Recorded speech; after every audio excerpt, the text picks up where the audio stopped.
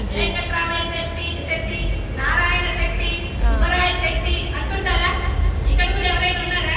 షావుకారి అంటారా? ఇది వస్తుంది లేదు వస్తుంది. ఇలాగా ఈ విధంగా శ్రేష్ఠి అనే బిరుదులు మనకి ఇచ్చారు. ఆ తర్వాత మనకున్నటువంటి బిరుదులు గుప్త. మరి ఏంటి గుప్త అంటే మన ఆదివాసులు ఏ తీర్థయాత్రలు పుణ్యక్షేత్రాలు వెళ్ళినా అక్కడ గోదానాలు, భూదానాలు, సువర్ణ దానాలు, వస్త్రదానాలు, ఎంతో ధనము దానాలు చేసినా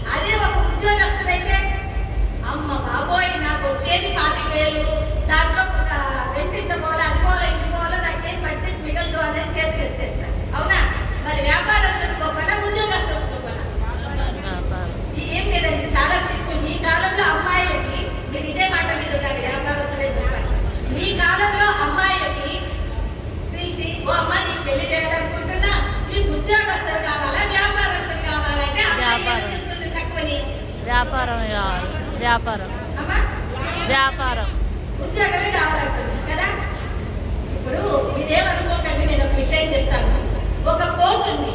ఆ కోతి ముందర ఒక పెద్ద అరటికెల పెట్టి ఒకవైపు, ఇంకో వైపు ₹1,00,00,000 తక్కువ పెట్టారనుకోండి. ఓ కోతి కోతి, నీకు ఈ అరటికెల కావాలా, ఈ ₹1,00,00,000 కావాలంటే ఆ కోతి ఏం తీసుకుంటుంది? తక్కువ అరటికెలే తీసుకుంటుంది. అరటిపళ్ళు హాయిగా తినచ్చు అనుకుంటుందే కానీ ఆ ₹1,00,00,000 తీసుకొని ఒక అరటి తోటనే కొనాలని ఆలోచన. అలాగైపోయినారు మన పిల్లలు కూడా. నీకు ఉద్యోగస్తులు కావాలా, వ్యాపారస్తులు కావాలంటే తక్కువ మంది ఉద్యోగస్తులే అంటారే కానీ ఒక వ్యాపారస్తులైతే మనమే 100 మందికి ఉద్యోగాలు కల్పించవచ్చు అనేది తెలుసుకోలేకుండా ఉన్నారు. అలాగా మనకి వ్యాపారం 3 పూలు 6 కాయలుగా వ్యాపారం చేస్తూ మన సంఘంలో పూజనీయతగా గౌరవనీయ స్థానంలో ఈ రోజున ఆర్యవైశ్యులు పూజించబడుతున్నారు అంటే దానికి కారణం ఎవరు? మన వాసవి మాతయే. వ్యాపార దేవతే మన వాసవి. ఆ విధంగా మనకు వర్తకం వాణిజ్యం చేస్తున్నాం కాబట్టి వర్తకులు అని పిలుస్తున్నాం. వాణిజ్యం అంటే ఏంటి?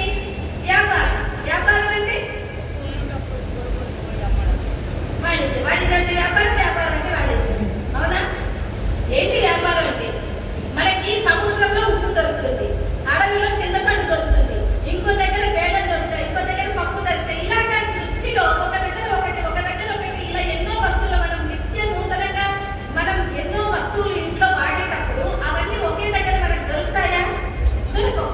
వాటన్నిటినీ అక్కడి నుంచి అవి తెప్పించి, ఇక్కడి నుంచి ఇవి తెప్పించి, ఎన్నో రాష్ట్రాల నుంచి అన్ని తన షాపులు తెప్పించి అందరికీ ప్రజలకు వినియోగపరిచేది, ఏదో కొంచెం లాభాన్ని పెట్టుకొని ప్రజలకు సద్వినియోగపరచడానికి ఉన్నటువంటి వారే నిజమైన సేవకుడు. వాళ్ళే వ్యాపారస్తులు.